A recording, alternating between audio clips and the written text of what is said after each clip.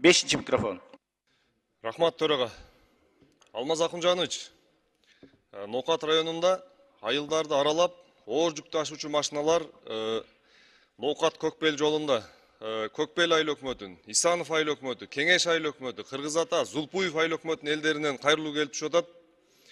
Ушул оор жүк ташуучу Хова үлгүсүндөгү машиналар карьерлерден көмүр ташып атышыптыр да. Алардын өздөрүнүн айлампа, абиез жолу бар экен.